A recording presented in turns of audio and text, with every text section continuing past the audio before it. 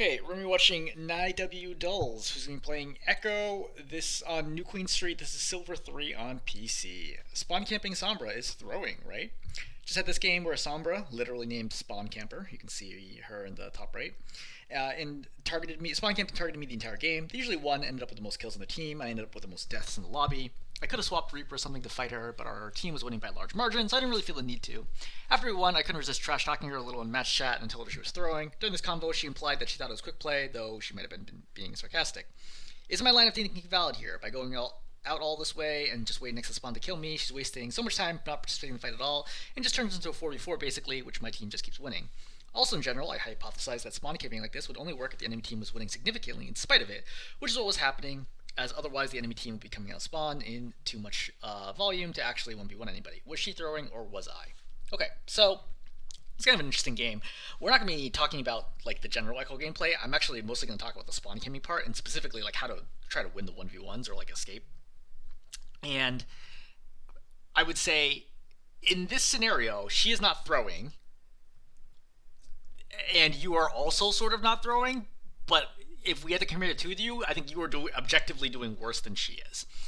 And the thing is, if assuming that you are trying to climb, you should never trade 1-for-1 with somebody in the opposing team of the same role.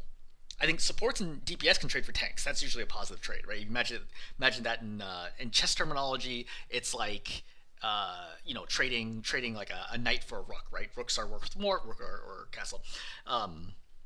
A rook is worth more, so it's good to trade a rook out and a knight out in that way. But if I'm going to climb, I assume that I am better than the average player in this lobby, right? Because if I'm not, I'm definitely not going to climb. So I should never want to trade myself for the opposing person unless there's some other advantage I would gain. So for example, if I'm Reinhardt and I'm going to charge the enemy Reinhardt who's nanoed off the edge, that's great. I try to prevent myself, but like if I have to, I have to. That's a good trade, right? Because I'm taking him out of the fight and I'm taking Nano out of the fight. But generally speaking, trading 1-for-1 is bad because you're essentially turning the game, as you pointed, into a 4v4. In which case, yeah, like you're putting your fate in the hands of everyone else in the game, which is basically like you're not playing the game at all anymore. Like you don't deserve to win and you don't deserve to lose. You're just nothing. So let's analyze this from the lens of. Actually, let me back up there. I would say at higher ranks, you will get spawn camped, but this Sombra exclusively spawn camps you. What would be smarter would be for the Sombra to spawn camp you and then go and fight your team in a 5-on-4 situation and then regroup and catch you on the way back to your team, spawn camp or kill you again, and then go and continue applying pressure to your team. This Sombra exclusively spawn camps you, which is like a lesser version of that strategy. It's objectively worse. So she could easily have turned this into a very substantial advantage if she'd just gone and like helped her team out. Another thing you noted is, hey, this only works if your team keeps winning because like then people will spawn with you. That's sort of true. I never really thought of that argument, but yeah, I think that's partially true. I think she can still spawn camp you pretty effectively if you have different movement speeds with you and the other hero, or you take different routes. There's some variability there, but I'm not going to worry too much about that. Instead, let's look at the actual spawn camping, which I think is interesting in and of itself. So you're going to tag here, super panicked, and then you're going to die. Fine, no problem. You're going to fly out of spawn, just chilling, and you get tagged, right? Tagging, and then you're gonna die. So let's roll this back. So what ends up happening here? So she's walking right next to you, hits you with the virus. So virus does 10 damage on impact, 20 if you're hacked, but you're not hacked. And it does 100 damage over either 4 seconds if you're not hacked or 2 seconds if you are hacked. So you're not hacked, so it does 110 total damage, and 100 damage is going to be done over 4 seconds, so about 25 damage a second, which is not a lot, but you only have 200 health, so the fight goes on more than a few seconds. Like it's half your health, and she only needs to do 90 damage to kill you. She does 160 DPS, so she can kill you pretty quickly here, which is pretty much what's going to happen. So her aim, not very good. Clearly immense trouble keeping you in the center of the screen, but still kills you pretty easily, 166 health left. Let's look at it from your perspective. So this is the first time that you got spawn camp, so I can totally understand you just like being completely unprepared for this. So you fight this, right? Miss stickies, and then you die. So let's roll back and see what could I have done differently. So for starters, I'm not hacked. That's really important. The fact that you're not hacked means you can use your abilities because she's choosing to virus you instead of hacking, which is honestly, I think, a good call. So, number one, I can open with stickies. So when you fire stickies, don't fire them like parallel to the ground, which is what you do, where you kind of like fire them off. So if it misses her, it flies off in the distance. If you fire at her like knees/feet, then if you miss her, it'll still be on the ground next to her and it'll explode, causing splash damage. That's like a very basic tip that will help you a ton, right? Number two, obviously your tri-shot aim is also bad, but again, you see the stickies are all going to fly off in the distance instead of like, look, if you fire at the ground, even if you miss her, she at least has to dodge away from the explosions or take damage. Number three, because you are not hacked, you can fly away as soon as the cooldown is ready. Now, you flew to get out of spawn, which makes sense. You have 140 health right now, and you have flight. You can just fly here, pick up the mini, and then continue the fight or disengage of your choice. But you choose to do none of these things, and as a result, this is a very easy kill for the Sombra, who, for the record, I don't think her aim is any better than yours. I think you're both in the same category of aim. So, she waits here, coming down. Now you should definitely be thinking of the spawn camp, okay? I would not have flown out here, because, first of all, you would notice her name is Spawncamper. So this is as telegraphed as it's going to get. I would expect her to be spawn camping. I would not use flight here because I want to be able to react, right? Use that reactively to help save myself. The other thing to think about is when you do get spawn camped, the most common advantage that they get, besides the fact of surprise, is you are walking forwards in a straight line, right? Which allows them to sneak up next to you and then blow you up. But if you come out and you're already being evasive, like looking around, like starting to move erratically, it becomes really, really hard for them to then instantly kill you. So let's think about that. Again, do not use flight here because I want to save it in the event that she engages with me, which is highly likely. You hear it on your left, so if you had flight here, you could immediately fly up in the air, right? Dodge virus, dodge all I can fire, sticky her, and then continue attacking her. But you don't, so you're at a disadvantage.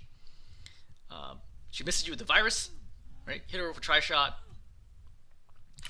You have 2 seconds till flight. Again, your spawn is right here, so you can easily go back and get health if you want to. You're going to fly away.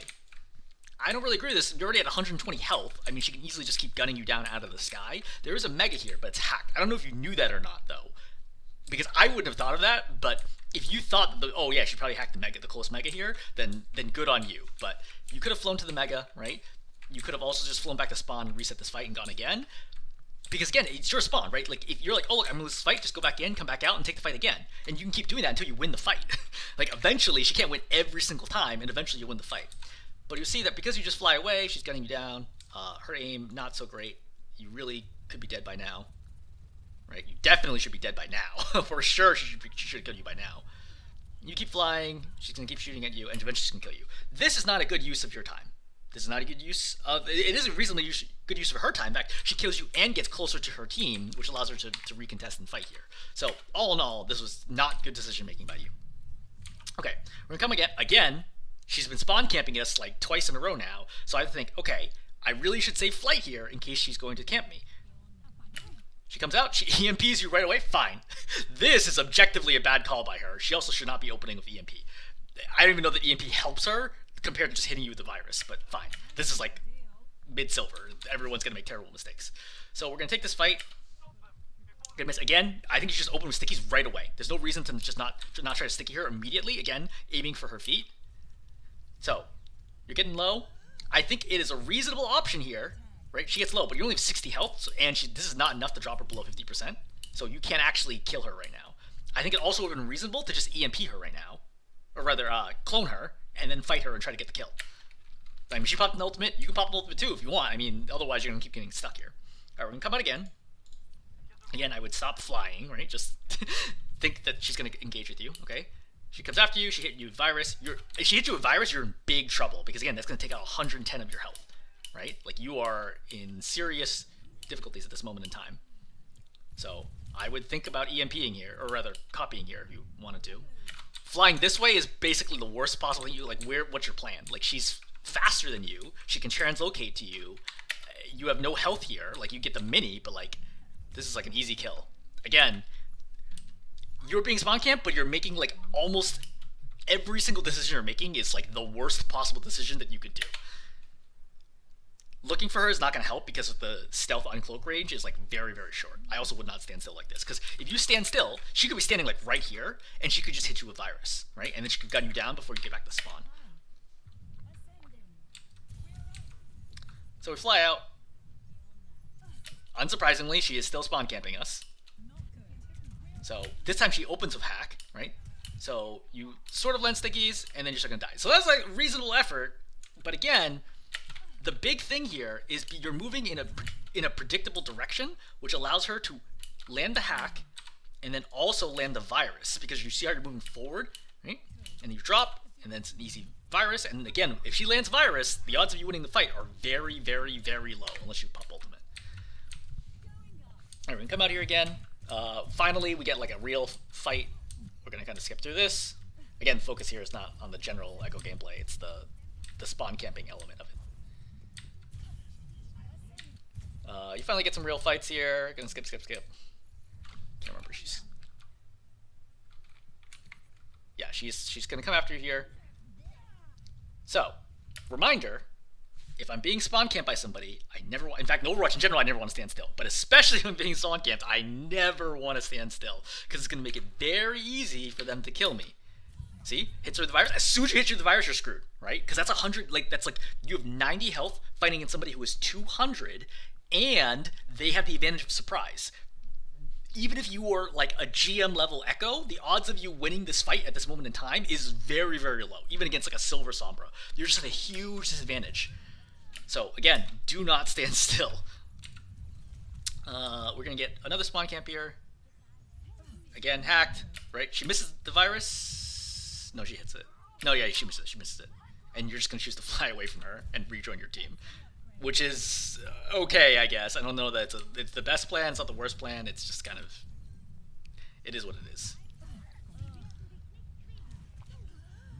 She dies there, and then you die. Is there another spawn camped? Oh yeah, she's coming for you. She's coming for you. She misses the translocate. Hit you with the virus. Okay, you're definitely in trouble. You decide to fly away, and then you just get. You decide to pop ultimate now. I mean, the problem is you're so far away she can easily escape. And I don't think you're super comfortable with Sombra. But...